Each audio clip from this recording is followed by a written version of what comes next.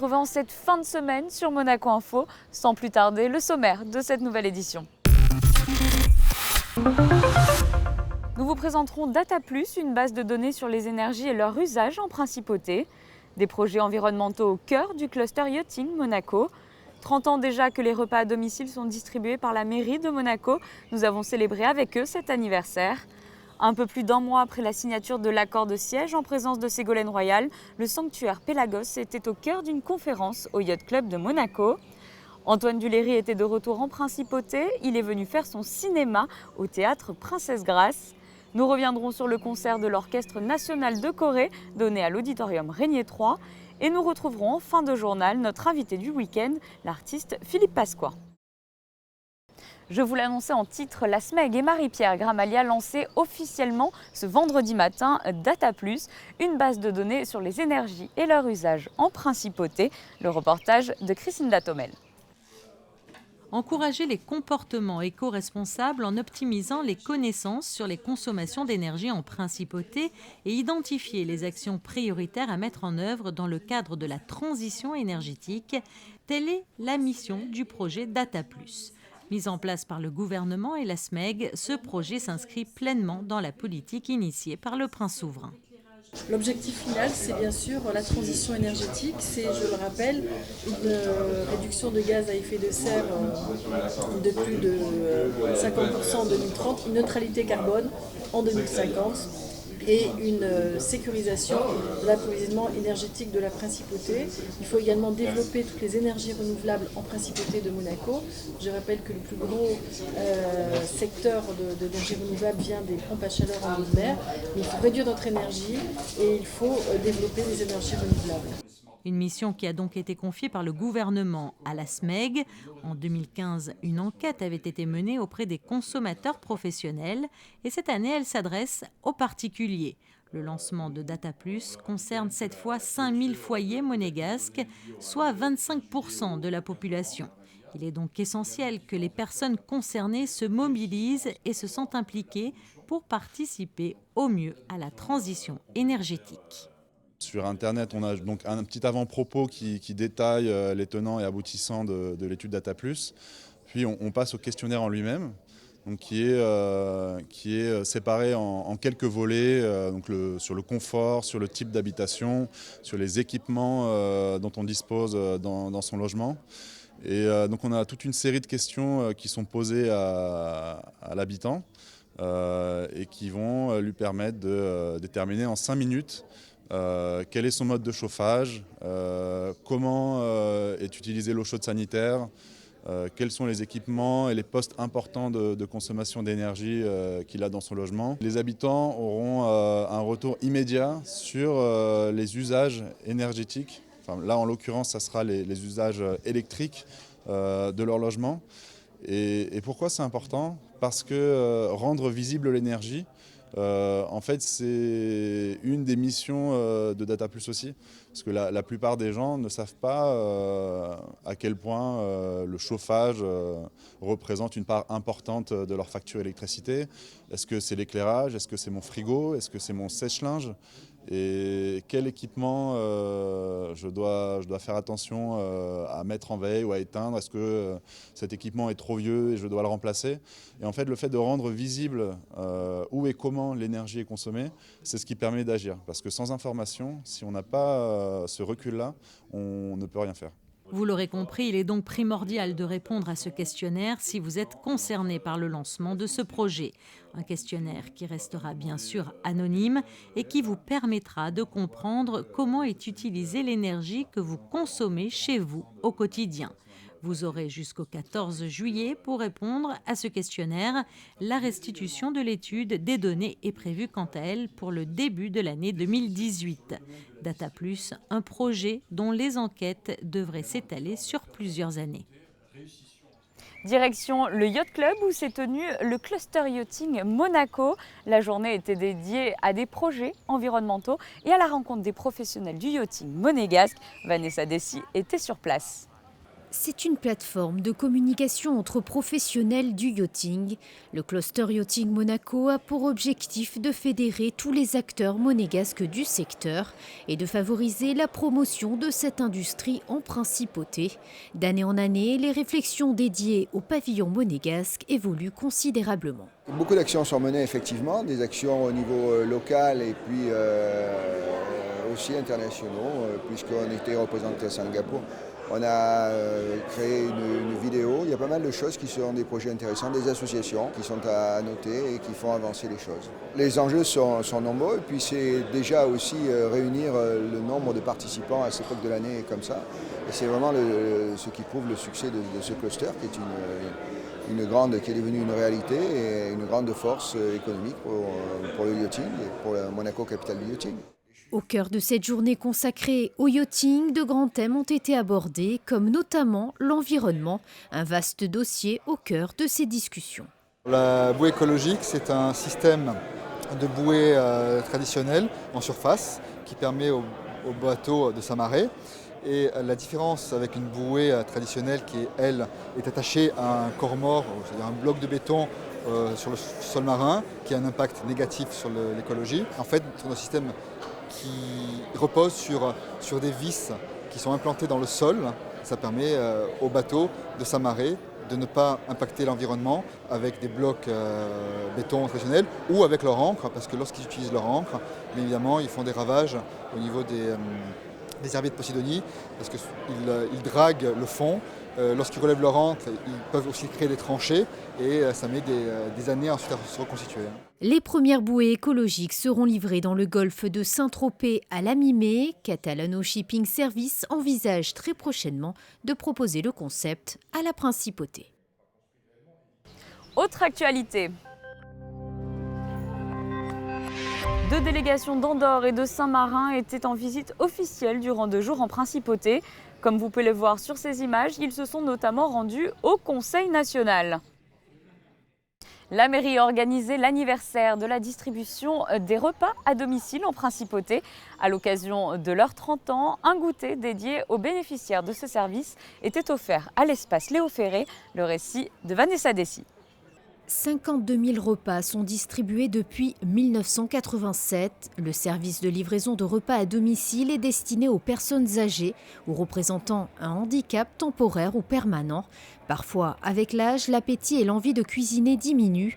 Faire les courses devient une véritable épreuve. Il est donc important pour la principauté de continuer à proposer une alimentation équilibrée afin de prévenir des risques de maladie. De manière plus globale, ça fait partie d'une prestation de maintien à domicile, donc avec les prestations que vous a détaillées Madame Zahara, donc les aides au foyer, les auxiliaires de vie, la téléalarme.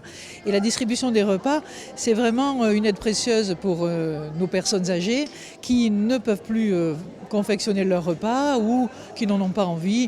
Et évidemment, c'est très intéressant d'avoir un portage de repas à domicile. Donc ce qui est aussi très intéressant, c'est qu'avec la collaboration du CHPG qui confectionne ces repas, on bénéficie de menus sélectifs et d'un respect de régime prescrit par les médecins. Donc c'est très important parce qu'on a des régimes, il y a de nombreux régimes, je crois qu'il y a 7 régimes principaux et de nombreux sous-régimes qui se déclinent à partir des principaux. Et ça c'est assez difficile à mettre en œuvre à domicile par les personnes âgées. Donc c'est des repas qui sont vraiment faits sur mesure. La mairie a souhaité souligner l'implication du service d'action sociale en organisant un goûter à l'occasion de ses 30 ans. Tous les bénéficiaires étaient conviés à l'événement. On voulait faire un beau gâteau pour les 30 ans, comme on avait fait il n'y a pas longtemps pour la téléalarme. Donc je crois que les bénéficiaires seront heureux de cet après-midi, où nous aurons aussi des chanteurs, quelques danseurs. Et un bon goûter entre le gâteau, les petits fours, la boisson, voilà. C'est une sortie parce que finalement on n'en a pas tant que ça. Ils se retrouvent, ils discutent, ils se mettent par affinité dans les tables. Donc je crois que c'est agréable pour eux. Les repas à domicile sont réservés aux résidents monégasques sur prescription médicale. Tous les renseignements sont disponibles sur le site de la mairie de Monaco.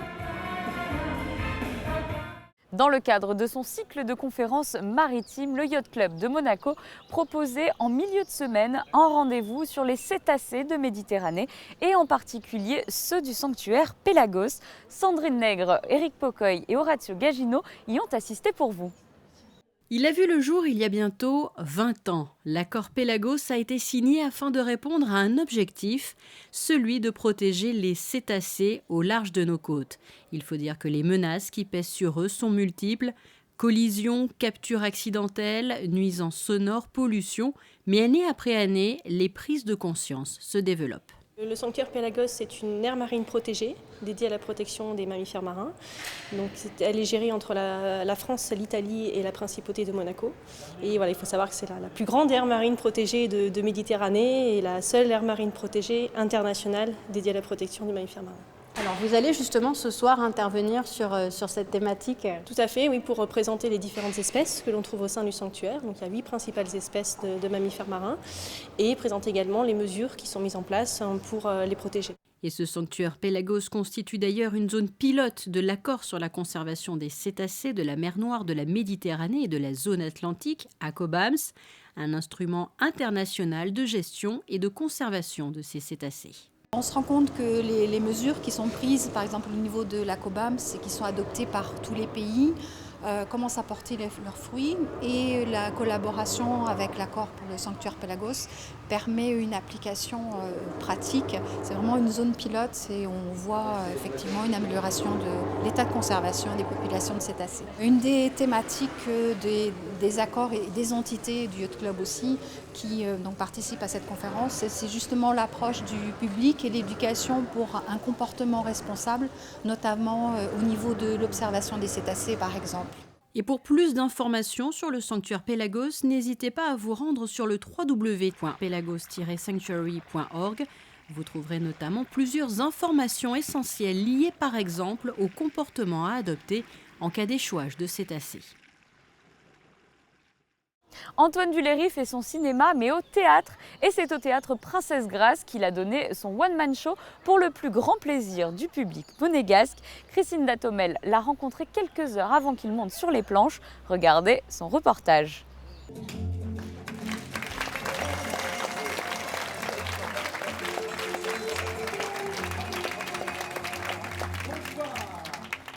Antoine Duléry rend hommage aux grands acteurs du passé, mais aussi à ses complices d'aujourd'hui, de Belmondo à Serrault, en passant par Lucchini ou Johnny. Le comédien passe d'un personnage à un autre, du théâtre au cinéma, du réel à l'imaginaire, avec adresse et humour et avec un brin d'amour. Ce sont des acteurs qui m'ont fait, qui m'ont donné envie de faire ce métier. Je suis constitué d'eux, que ce soit Belmondo, Serrault, Piccoli, Jouvet, et je me suis dit, voilà, je vais évidemment partir de tous ces acteurs que je fais, les vivants et ceux qui sont là, enfin ceux qui ne sont plus là plutôt, que ce soit Prévost, Huster, Lucchini qui est très présent, et je vais inventer une histoire. Donc ça va être une soirée hommage, mais pas du tout un hommage évidemment sinistre, un hommage très drôle, et à la fois un petit peu émouvant, je dirais un peu à l'italienne, où enfin je fais toutes mes imitations, parce que j'adore ces acteurs, et que c'est vrai qu'ils m'ont... Voilà, je leur appartiens un petit peu, et surtout je leur rends hommage, parce qu'ils m'ont donné, encore une fois, c'est l'envie d'avoir envie, comme dirait Johnny. Donc c'est faire découvrir aussi des voix qui se sont tues il y a longtemps, mais je vois quand il y a des jeunes qui viennent me voir, ils sont contents de redécouvrir des acteurs qui ne connaissaient pas. Donc je fais place évidemment au texte, aussi au verbe, parce que moi je viens du théâtre, je fais place au dialogue étincelant de certains films, que ce soit Marcel Carné, Jacques Prévert ou les enfants, ou Un singe en hiver. Donc c'est un patchwork de ça. Puis on parle d'aujourd'hui. Lucchini rencontre Jouvet, puisqu'il l'adore. Moi, je parle avec Jouvet de Jean Dujardin, ce qui me demande quelles sont les stars d'aujourd'hui. Vous voyez, donc c'est amusant, c'est un peu anachronique. Je rentre dans les films. C'est un peu la rose pourpre du Caire aussi de Woody Allen. Donc c'est pas du théâtre, c'est pas du cinéma, c'est pas du stand-up, mais c'est tout ça mélangé. Et au final, ça fait un voyage. Mais je dis que c'est pas vraiment un spectacle d'imitation, c'est un spectacle d'évocation. Un spectacle d'évocation, mais surtout un one-man show plein de générosité et de partage qui rend hommage toujours avec le sourire et sans une once de méchanceté à ces mythes du 7e art. Alors vous voyez, c'était comme ça une soirée entre acteurs, alors forcément on a parlé des Césars, de la fameuse cérémonie des Césars. T'as vu notre actrice, elle est tellement botoxée, j'ai cru qu'elle était en 3D. Et l'autre, qui voulait tant son César, il l'a eu, oui, dans le cul. Oui, enfin, le connaissant, ça n'a pas dû lui déplaire beaucoup, voilà. Je déteste regarder la cérémonie des Césars. C'est vraiment cette auto-célébration, c'est n'importe quoi, c'est la grosse de mer. Ça me fait yesh. Je les taquine un peu, hein, bien sûr. Je les taquine un peu, mais avec amour, parce que je les aime bien. Et d'ailleurs, Claude Lelouch, que je fais, m'a dit c'est formidable parce qu'on ne ricane pas, on rit. C'est pas un spectacle méchant. Moi, la méchanceté ne m'intéresse pas. C'est juste, effectivement, des petites piques, mais sympathiques. Quand je fais Huster, je me moque un peu de lui, mais il est venu, ça l'a fait marrer. Quand je fais Prévost tel qu'il est. Il dit tout le temps les ringards. Donc ça l'a beaucoup amusé. Il était dans la salle. Chenet est venu, que j'imite. C'est vrai que, faut dire que tu m'imites plutôt vachement bien. C'est très étrange de se voir. Belmondo est venu me voir 3 fois. Belmondo, qui est mon maître, mon ami, mon idole, il est venu voir alors que je le fais sur scène. Il a adoré le spectacle. Le seul qui n'est pas venu, alors que je lui en ai parlé le premier, et d'ailleurs je lui en ai reparlé il y a quelques jours, c'est Fabrice Lucchini. Mais comme on va jouer l'un en face de l'autre bientôt à la rentrée au Théâtre Montparnasse, il ne pourra pas évidemment éviter de venir me voir, parce que, encore une fois, c'est vraiment le premier à qui j'en ai parlé, parce qu'on se faisait beaucoup d'imitations au cinéma avec Fabrice il y a des années, quand on s'est connus, il me faisait Jouvet, moi je ne lui faisais pas Claude Rich, tout ça. Donc tout ça est venu de là, mais c'est vrai que c'est comme je dis dans le spectacle, je n'imite que les gens que j'admire. Je ne peux pas imiter quelqu'un qui ne m'intéresse pas ou que je trouve con ou odieux. Donc je fais que des gens qui me séduisent. Comme l'imitation est un don chez moi, je ne travaille pas l'imitation. Elle vient à moi parce que je m'intéresse à ceux que j'imite. Et est-ce que ça met la pression quand ils sont dans la salle? Un peu plus. Oui, quand Fabrice va venir, ça me foutra un peu la pression. Mais pas parce que je pense qu'ils le prendront mal. Parce que forcément, bon, j'aurai un œil un peu plus... ils sont bienveillants. Une des premières fois où j'ai joué le spectacle, c'était à Paris dans une petite salle. Belmondo et Dujardin sont venus les deux en même temps et finalement c'était très bienveillant. Parce que c'est amusant, comme je descends dans la salle à un moment donné, quand ils sont là, je leur fais un sort. Je parle d'eux et d'un coup je dis ils sont là. Alors en général les gens applaudissent. C'est marrant. Antoine Duléry fait voyager le spectateur d'un monde à l'autre tout en se réservant des moments de complicité avec le public, le comédien étant un amoureux de l'improvisation. L'esprit qu'ils avaient, ces gens-là, tiens, toujours à propos de Churchill, il était un peu porté sur les bouteilles, il faut bien le dire. Et un jour, une femme politique très influente lui dit « Monsieur Churchill, c'est une honte, vous êtes ivre. » Et il lui a répondu « Oui, mais vous êtes moche. » Et la différence avec vous, eh ben voilà, c'est que demain, je serai sobre. Et voilà. Vous voyez, je parle, et puis j'arrive pas à partir, et pourtant il faut que j'y aille parce que ma femme m'attend, voilà, et puis elle en a marre de me voir rentrer à 2h du matin complètement alcoolisé. Ça vous arrive, monsieur? Ah, si. Vous avez une bonne tête, hein? Quel est votre prénom, monsieur? Richard. On sent qu'il aime bien lire entre les lignes, voilà, hein? Pour l'instant, c'est vrai que ce spectacle marche tellement bien depuis presque 3 ans que j'ai envie, il y a plein de gens qui ne l'ont pas vu en France encore. Moi, je fais une tournée, j'ai déjà fait 100 dates, mais c'est vrai que j'espère en faire encore d'autres parce qu'il y a plein de gens qui ne m'ont pas vu en France. Et où que je le joue, c'est plein, les gens sont debout à la fin, ils sont contents évidemment de me voir, mais ils sont contents aussi de retrouver ces acteurs, parce que je ne suis pas tout seul sur scène, je suis avec tous ces acteurs. Antoine Duléry, un comédien aimé du public qui a su s'imposer comme un incontournable de l'humour, du théâtre au cinéma, du comique au tragique, et que l'on retrouve cette fois dans un registre dans lequel nous n'étions pas habitués à le voir, l'imitation, un univers qu'il maîtrise une fois encore avec élégance et virtuosité. Pour la première fois de son histoire, l'Orchestre national de Corée était à Monaco jeudi. Un concert de musique traditionnelle donné à l'auditorium Régnier 3 à l'occasion de la célébration du 10e anniversaire des relations diplomatiques entre la République de Corée et la Principauté de Monaco. Le reportage est signé Dominique Poulain. Personnalités, invités et publics sont accueillis dans le hall de l'auditorium Régnier 3 par une exposition de photos. La Corée rappelle aussi qu'elle organisera les Jeux Olympiques d'hiver l'année prochaine à Pyeongchang. Le concert débute par des musiques populaires traditionnelles coréennes arrangées spécialement pour cet orchestre fondé en 1995 et composé d'une 60aine d'instruments.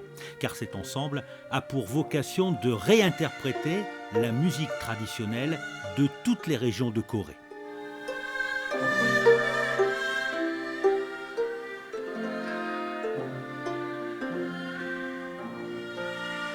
Ce concert constituera une opposition pour les monégasques à découvrir une facette de la culture coréenne.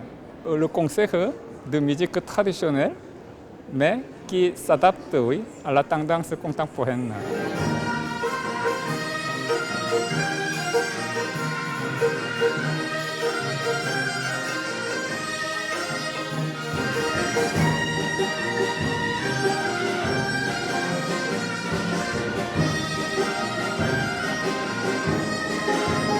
Laurine Mazel, le chef d'orchestre internationalement connu, a interprété il y a presque 10 ans ce morceau avec l'Orchestre Philharmonique de New York. Pour illustrer l'union culturelle entre la Corée et la Principauté, l'orchestre allie la tradition à de nouvelles créations. C'est le cas avec le célèbre boléro de Ravel, transformé par les instruments de l'orchestre avec toujours une approche rythmique coréenne.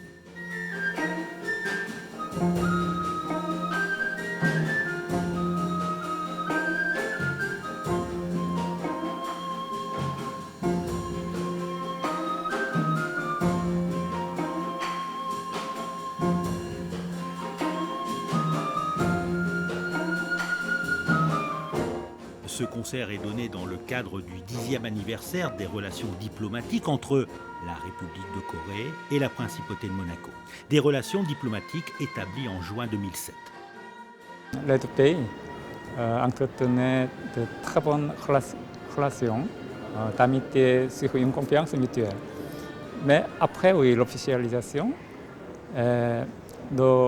notre pays encore continue à coopérer étroitement, en particulier sur la scène internationale, sur les sujets cruciaux comme la promotion du développement durable, la défense des droits de l'homme ou encore la protection de l'environnement.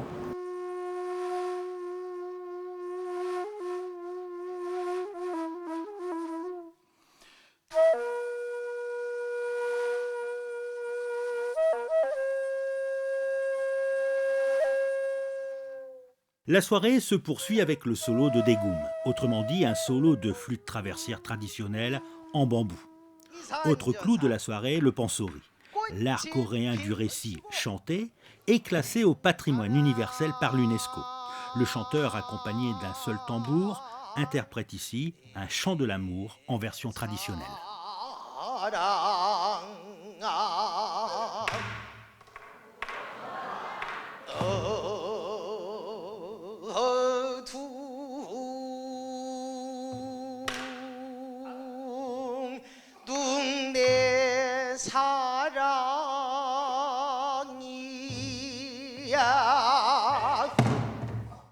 Et en bref, dans le reste de l'actualité. Avec l'arrivée des beaux jours, sachez que les stages de l'école bleue au sein du centre de sauvetage aquatique de Monaco, situé sur la plage du Larvoto, sont de retour. Ces stages d'une durée de 5 jours débuteront le 3 juillet. Ils s'adressent aux enfants de 8 à 12 ans. Pour plus d'informations, contactez directement le centre de sauvetage aquatique de Monaco. Du côté du port Hercule, le 2e Monaco Ypres arrive à grands pas. Rendez-vous le samedi 13 mai. La billetterie est désormais ouverte. Il faudra compter 20 € pour un billet adulte. Les places sont gratuites pour les enfants de moins de 16 ans. Et pour 2 billets achetés, le 3e est à 10 €. Nous nous trouvons devant Vanité, l'une des 12 impressionnantes œuvres de Philippe Pasqua qui sont exposées actuellement au musée océanographique. Je vous propose justement d'aller tout de suite rejoindre l'artiste.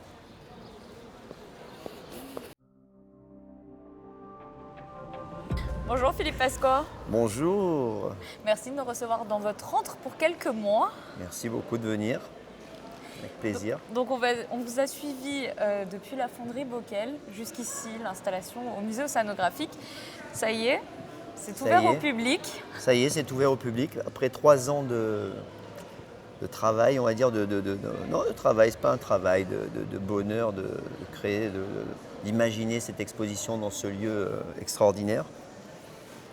Ben enfin oui, ça y est, on y est. On a fait le vernissage hier soir, c'était très sympa.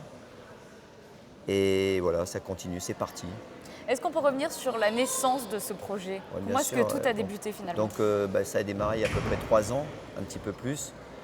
Une rencontre avec le directeur du musée Robert, l'équipe, un projet, une proposition de projet. Ensuite, après quelques corrections, pas beaucoup, mais on n'a pas trop débordé. En fait, on est resté fidèle au projet initial et puis tout s'est bien passé jusqu'à présent. On a fini par installer. Voilà. Il faut rappeler qu'il y a 12 œuvres donc, au total, voilà, dont 7 créées spécialement pour ici. le lieu. Donc, oui, c'est vrai qu'il y a eu 12 œuvres exposées, d'assez grand format. C'est pour ça que je suis resté sur ce chiffre un petit peu. Je ne voulais pas de petites pièces, je voulais que des grandes pièces. Une par salle, plus ou moins, et par étage, donc oui. Ensuite. Vous avez investi tous les lieux du musée. Hein. Oui, on a investi du parvis jusqu'à la terrasse. Même sur la falaise, c'est permis un petit délire avec des oursins sur la falaise quasiment invisibles du public, mais ils sont là. Justement pour rappeler au public monégasque qu'ils peuvent très bien les voir depuis la terrasse des prisons, mais aussi depuis la digue de Fontvieille. On les voit parfaitement avec une magnifique vue ou alors sur le musée. En hélico ou de la mer en bateau. Voilà, c'était un peu, pour cet été, ça sera c'était un parfait. peu l'anecdote de pouvoir les voir que comme ça, c'était assez marrant.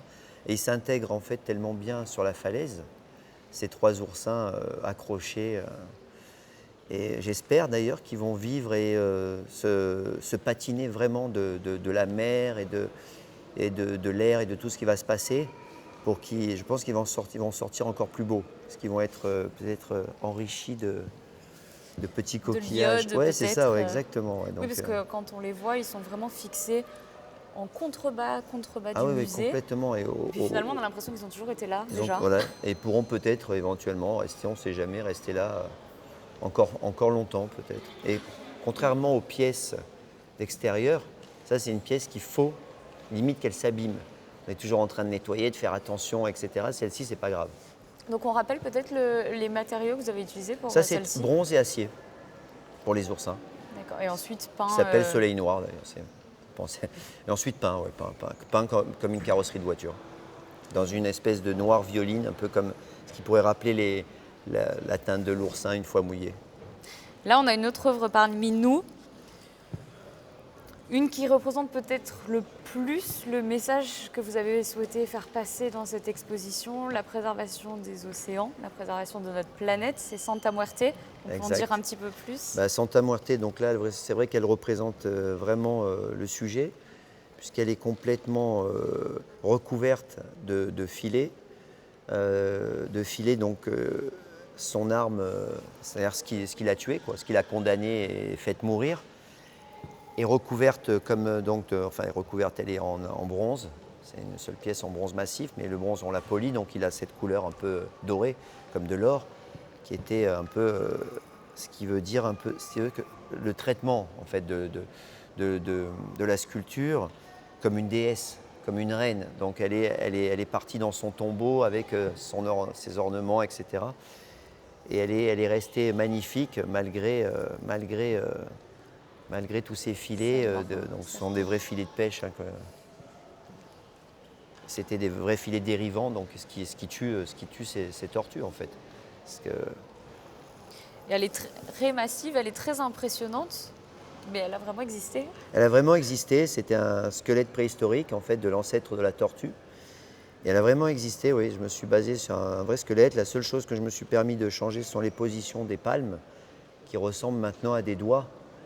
Et pour le côté un petit peu dramatique et vraiment montrer ce qu'elle a pu et ressentir et éprouver pour essayer de se sortir de ses filets pour pouvoir continuer à vivre. Elle n'a pas réussi et elle est maintenant morte, quoi. C'est fini. Elle est restée, elle a été condamnée par ses filets en fait. C'était vraiment l'objectif de cette exposition, vous faire passer un réel message au public, aux visiteurs. Complètement, c'était mon message et surtout aussi l'impératif pour exposer dans le musée. C'est-à-dire qu'on ne peut pas accéder au musée si on ne joue pas le jeu et si on n'est pas là pour défendre aussi et parler de cette cause. On a également Golgotha qui est pas loin. Qui est pas loin, oui. Et en face, On dirait derrière. un vrai olivier, Ouais, on dirait. inspiré d'ailleurs. Qui a à peu près 3000 ans, qui m'a servi, donc je me suis servi d'un vrai olivier pour faire cette sculpture. Il m'a servi de modèle. Et là maintenant, il est immortel à tout jamais, puisqu'il a été fait avec 5 tonnes de bronze, et comme calciné et fossilisé donc, dans le musée. Chacune de vos œuvres, en fait, finalement, a quand même une histoire, une anecdote. Vous avez vraiment un lien particulier avec. C'est vrai, chaque pièce ça fonctionne toute seule. Là, il y a un parcours dans le musée, mais qui est assez fluide et qui n'est pas trop agressif. Les pièces s'intègrent bien chacune dans le musée, avec justement plus ou moins toute une connotation par rapport au message. Mais Golgotha, il est là, il est posé comme s'il surveillait un petit peu à l'entrée comme ça ce qui se passe. Et oui, non, c'est assez fluide, c'est pas trop surchargé, ça fonctionne bien, les pièces fonctionnent entre elles, fonctionnent seules. Le public verra comme, il va se faire sa propre histoire par rapport aux pièces, là où elles sont posées. Et on peut tourner autour, c'est facile, quoi. Golgotha, le squelette de la baleine, même la mâchoire du mégalodon, le requin sur la terrasse. Enfin, ce sont des œuvres vraiment XXL, on va dire. Impressionnante, c'est vrai. Voilà, impressionnante. Comment on fait à déplacer de telles pièces jusqu'ici et dans un établissement centenaire quand même? Alors ça a été, il faut prendre son temps, puisqu'on a fait 1 mois d'installation. Ça a été vraiment calculé parfaitement à l'avance par l'équipe. Et ensuite, il y a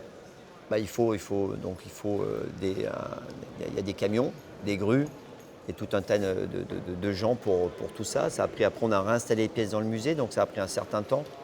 Ça a été, certains endroits, ils ont dû renforcer les sols. On a dû démonter les pièces, on a dû penser les pièces un petit peu à l'avance, parce qu'on a été contraint de les faire rentrer donc ou par les fenêtres ou par les portes, mais il y a des limites, donc il a fallu s'amuser un petit peu avec tout ça. Le requin, ça a été un petit peu plus facile, parce qu'en extérieur, et il est monté directement par une grue sur le toit, porté par évidemment, il est arrivé ici par des convois exceptionnels, comme certaines pièces d'ici. Mais sinon, tout s'est bien passé. On a pris le temps, on a fait ça calmement et tout va bien, quoi. C'est la première fois que vous travaillez de cette manière pour une telle commande. D'habitude, quelles sont vos habitudes? Non, c'est très particulier ici parce qu'il y avait vraiment une demande du musée très, très particulière. Mais ça a été un vrai plaisir et assez facile pour moi de penser à cet exercice et de s'intégrer au mieux et de coller au mieux aux demandes du musée, tout en ayant des œuvres contemporaines et de se mélanger avec le côté rococo un petit peu du musée, avec tout ce vécu, etc. Et de poser des pièces qui ont été faites finalement il y a 3 ans, c'est rien par rapport à l'existence du musée. Mais des pièces qui dialoguent bien entre elles. Oui, elles dialoguent bien entre elles, et puis en même temps, même si l'expo a un côté un petit peu, le message un petit peu dramatique, ce qui se passe aussi, c'est qu'il y a une espèce de poésie dans les pièces. Donc c'est pour ça qu'il y a une espèce de côté fluide qui est pas désagréable en fait. C'est un exercice que vous aimeriez reproduire? Complètement. Complètement. Et c'est ce qui peut se passer très prochainement dans d'autres endroits ou dans des lieux qui sont déjà maintenant prévus pour la suite de l'expo et la suite plus. C'est-à-dire qu'il y a aussi des pièces qui vont venir s'ajouter à certaines pièces de l'expo pour aller dans d'autres lieux et pour faire de nouvelles histoires, quoi. Vous avez justement le prochain lieu ensuite, il y a entre autres, il y a Chamarande, le domaine de Chamarande, dans l'Essonne, où il y a un parc de 100 hectares. Et là, les pièces vont vivre dehors, en fait. Elles vont être exposées dehors, une partie dedans, mais dedans, les pièces pour dedans ne sont pas ici. Et là, la plupart des pièces qui sont ici vont aller dans un parc ensuite pour une expo de 6 mois, entre autres. Merci en tout cas de nous avoir reçus. Merci à vous. On rappelle au public qu'ils ont tout l'été jusqu'à la fin du mois de septembre pour venir découvrir ces impressionnantes sculptures de Philippe Pasqua. Génial. Merci beaucoup. C'est la fin de ce journal. Merci de nous avoir suivis. Je vous propose de nous quitter avec les prévisions météo de ces prochains jours. Excellent week-end. Samedi, nouvelle dégradation du temps, risque de pluie à la mi-journée. Il fera 16 degrés dans la matinée, 18 degrés dans l'après-midi. Dimanche, rétablissement d'un temps sec et ensoleillé. Lundi, large soleil, les températures grimperont jusqu'à 21 degrés. Mardi, davantage de soleil le matin que l'après-midi. Les températures seront proches des normales de saison. Mercredi, ciel couvert avec des nuages menaçants par moments. Il fera 20 degrés dans l'après-midi. Et jeudi, alternance de soleil et de nuages.